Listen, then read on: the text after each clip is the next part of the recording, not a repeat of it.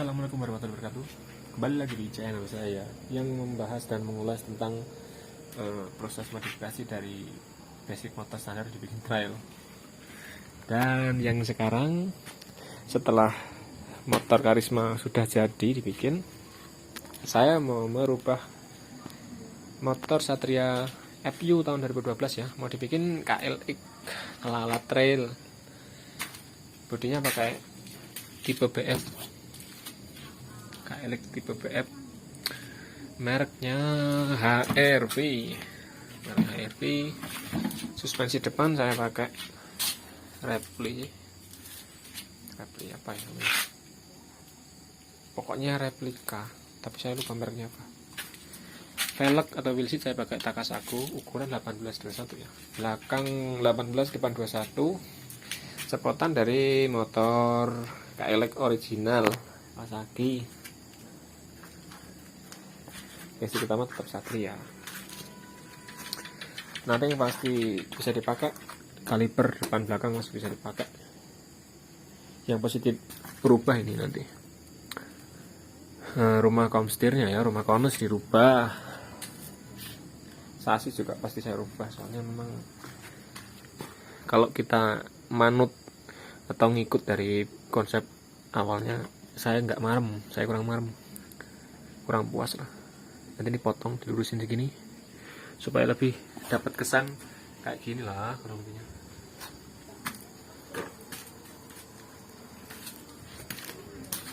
Swing arm saya pakai replika KTM juga. Peralatan pendukung seperti ini, peralatan pendukung. Untuk monoshock saya pakai Scarlett tipe MX yang ada ribbon atau double adjuster atau apa itulah namanya.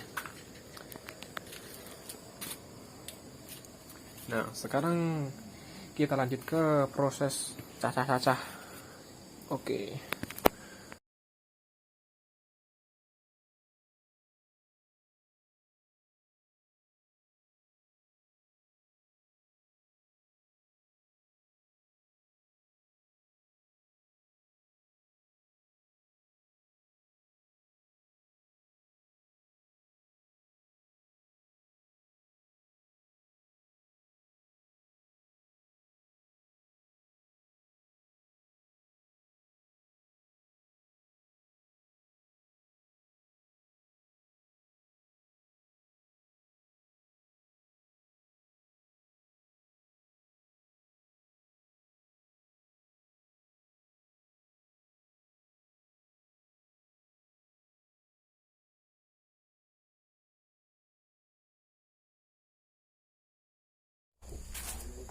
Yang jelas ini nggak dipakai bro, ini dibuang. Sekarang kita lanjut ke kebersihan. Yang jelas nanti gini kita potong dan kurang lebih seperti ini bentuk dari sasis Satria FU yang saya rubah, saya jadikan seperti atau meniru dari konsep trail ya. Yang semula saya bikin dari sasis orinya tapi kurang lebar. Kalau sekarang alhamdulillah agak sedikit pas. Nah, lumayan rapat lah. Tapi agak lumayan rumit, mengalami beberapa ubahan-ubahan yang mengharuskan kita buat modifikasinya tadi. Seperti kita perlu membengkokkan besi holonya ini segini, dan tentunya ini juga. Kalau dari belakang seperti ini. Kenapa saya bikin kayak gini? Saya bikin alat atau simulasi buat merubah sudut komstirnya menggunakan besi UNP kayak gini. Nah, untuk proses pembengkokan besi saya menggunakan press bending manual, menggunakan dongkrak 15 ton sekitarnya, yang saya modifikasi sedemikian rupa buat alat pendukung untuk membengkokkan besi seperti ini. kalau dari samping, kalau dari bawah kayak gini mekanismenya. Bisa jadi referensi buat kawan-kawan yang memang lagi bikin atau mau bikin alat press kayak gini bentuknya. Jelas kita bikin mal-malannya dulu buat besi yang mau kita bending ya, mau kita bengkokkan. Misalnya kita pakai besi seperti ini, tapi ini pakai mal-malan yang lama, kurang rapi, saya hancurkan lagi. Nah, kurang lebih kayak gini. Ketika dongkrak ini naik kan, nah seperti ini cara kerjanya. Bisa jadi opsi atau bisa jadi referensi buat kawan-kawan. Kalau subframe-nya sudah saya bikin dari lama, tapi penyesuaian lagi. Ini. Sekarang kita masuk ke proses pembuatan dudukan monoshock ya. Jadi gimana cara kita untuk menyenter dudukan atau meluruskan posisi monoshock? Yang jelas kita harus bikin dudukan swing arm ini benar-benar presisi dulu. Entah sampai mau bikin pakai double clucker kayak punya saya, ataupun pakai bushing bawaan dari KLX dan CRF dan sebagainya. Yang jelas kita kudu benar-benar presisi dulu ini posisi swing arm ini, menentukan soal ini. Kalau udah, kita rakit dulu dari conrod maupun unitrack ataupun rollingnya ini, supaya posisinya memang yang semestinya, posisi monoshocknya yang semestinya seperti ini. Nanti tinggal kita kalibrasi atau menyesuaikan dari bentuk atau desain yang kita tiru, misalnya KLX ataupun jenisnya dan lain-lain, atau CRF ataupun YZ dan lain-lain. Tinggal menyesuaikan, kan sudut atau derajat dari posisi monoshock kan memang beda, memang berpengaruh juga loh. Dari kesekian lama atau beberapa tahap dari pembuatan rangka, mulai dari pembandingan atau pembengkokan besi maupun menguruskan atau mensibukkan dari komstir dan lain-lain. Sekarang kita udah masuk ke bagian pengelasan atau penebalan. Sebelumnya saya mau sedikit mereview besi bulatnya. Saya pakai ukuran 19 mili, nggak sampai 2 cm lah, nggak sampai 2 cm. Kalau si kotaknya saya menggunakan ukuran 4x2 untuk pangkon mesin utama yang menghubungkan dari komstir sampai ke bawah. Saya menggunakan ukuran 51 in 51 mili. Ini pakai ukuran, bukan pakai ukuran, ini pakai bekas as atau pipa asok dari motor yang Bison. Untuk Bison saya benar-benar mengcopy atau meniru dari sasis atau frame KLX ya, KLX. Ini lebih gampang, lebih mudah, maaf bro, silau soalnya, lebih gampang. Nah, sekarang kita lanjut ke proses penebalan dari bagian semua bagian, dari bawah, tengah, dan keseluruhan ya. Mungkin ya, memang nanti ini saya mau bikin bracket di sini. Saya mau lubangin sekitar 1 cm lebih buat saya kasih bos atau saya kasih shock semacam besi panjang biar masuk. Nah, kenapa kayak gitu? Dari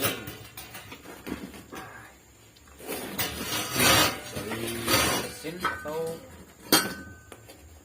dari dudukan baut mesin Suzuki Satria ini kan sebenarnya ada lubang, bisa dipakai, tapi kudu dibor dulu. Dibor pakai bor ukuran besi 10 mili, 8 mili lah, kayak 10 mili nggak sampai 8 mili, berolasan. supaya nanti kita kasih baut di sini. Nah, connect-nya di mana? Nanti kita bikin bracket, kita connect-kan di sini. Kita bikin bos atau shock, kasih plat supaya lebih kuat ya. Soalnya kekuatan dari rangka kan juga perlu saling terkoneksi atau saling berkaitan gitulah. Di sini kita bikin, di sini juga kita bikin. Di sini kayaknya enggak kayaknya sih. Supaya karena terlalu sempit. Coba. Bloknya gede banget kalau Satria View. Oke, kita lanjut ya bro ya. Ini setelah body dipasang dan setelah penyesuaian dari ketinggian unit track atau rolling, kurang lebih kayak gini bro. Bentuknya kayak gini. Tinggal finishing ya, tinggal perontokan karat pakai HCL. HCL apa yang dipakai? Itu loh, pembersih kloset yang dipakai seperti Vixal dan lain-lain. Tuh iklan. Nah seperti ini bro, setelah selesai dari revisi maupun perapian, ngerapek nih, dan penguatan, penebalan las dan bla bla bla bla bla bla, kayak gini bentuknya. Yang saya tiru yang berbeda dari konsep sasis aslinya ya, yaitu tidak lupa kita mengincludekan atau jadwal siji bekas dari sasis Satria FU nya kita rubah atau kita modifikasi sedikit supaya lebih bisa seimbang lah dengan ketebalan besi holonya kayak gini. Nah kayak gini, jadi nanti kalau udah dicat insya Allah agak terkesan lebih pabrikan seolah-olah. Ya enggak gitulah, pokoknya agak enak dilihat lah, semoga aja. Oke, saya mau melakukan proses pengecatan tapi enggak saya rekam ya, karena agak ribet kalau pengecatan itu. Oke, lanjut. Ini kondisi bodi dipasang dan setelah pengecatan. Sekarang kita tinggal penyesuaian dari posisi kabel dan perakitan kabel juga ya tentunya. Nanti tetap kudu dibikin dudukan kabel atau kalau cantolan lah kabelnya. Oke, lanjut. Dan ini proses perakitan mesin dari proses pembelahan tengah. Kita cek semua kelayakan dari part-part pendukung di dalamnya ini, dan juga setelah proses penggantian piston dan ring, dan kita tinggal perakitan kabel ya. Dan ini setelah pemasangan dari kabel dan alhamdulillah di tes juga hidup, mesinnya udah beres. Namun ada yang saya ambil, yaitu gear one way atau gear clucker starter gitu loh. Yang bekerja kalau cuman ditarik oleh dinamo ini, dinamo starter, dinamo elektrik starter. Jadi trouble-nya gara-gara bearingnya itu udah mulai aus ya, jadi permukaannya udah nggak halus. Jadi ketika diselah atau diengkol langsung ngancing, mesin ikut connect semua kayak gitu. Nggak semestinya pokoknya. Kalau cuma dilepas gear pengantarnya, tetap karena apa, bisik. Kondisi motor laju atau melaku atau mesin muter, ketika berhenti otomatis kan tetap muter itu. Gear elektrik starternya itu yang di sebelah sana di tengah antara gear timing atau gear rantai sentrik ini, di antara magnetnya itu loh. Saya ambil, saya lepas. Jadi sementara diengkol dulu, diselah atau di kickstarter, digejoh, diidiak pokoknya. Seperti inilah. Nah, saya rubah posisi dari oil cooler atau pendingin oil atau ngurai panas neng oli lah pokoknya. Tadinya di sini, berhubung selangnya pecah, mau nyambung juga kelamaan ya, saya akali aja di sini. saya kali di sini. Jadi kalau pemasangan ini saran saya kondisi ini terisi penuh dulu. Takutnya nanti posisi motor belum ada oli di atas headnya. Takutnya nanti telat oil, telat naik kan. Soalnya pasti kan ngisi ini dulu. Tapi entah sih sirkulasinya itu ngarahnya ngisi sini dulu apa langsung dari pipa sebelah sana juga kurang kurang tak teliti lah pokoknya. Yang jelas cari aman aja kalau mau melakukan pengisian dari oil cooler ini, diisi penuh dulu ini. Dan berhubung posisi mesin agak lebih tegak dari yang sebelumnya, kan agak landai, agak delosor lah, agak turu ibaratnya kayak gitu, agak tidur. Tadinya semula segini, terus saya tegakkan segini, otomatis kan oli semakin, ya namanya juga gravitasi kan, permukaan oli kan tetap ikut gravitasi. Nah jadi saya tambahkan sekitar 300 mili. Jadi saya takar isinya, saya imbangin, saya pakai ukuran 1300 kayak punya GSX saya, supaya takutnya nanti kurang supply, posisi naik kan. Jadi saya isi dan saya coba juga nggak ada trouble atau muntah ke lubang hawa di atas ini. Setelah mengalami proses yang lumayan panjang, lama, rumit ya, seperti itu hasil dari modifikasi saya yang mengusung konsep trail dari basic Satria FU tentunya bro.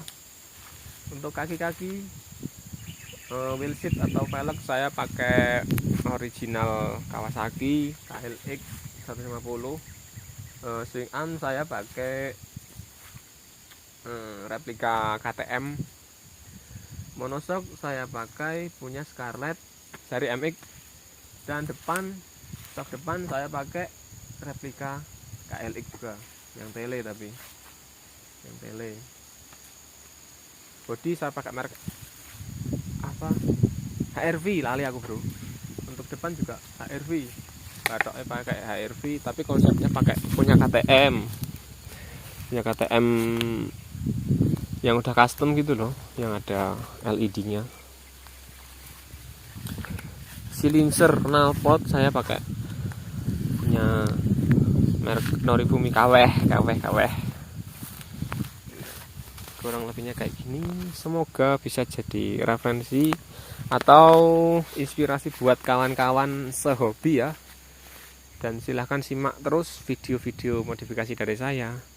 Wassalamualaikum warahmatullahi wabarakatuh.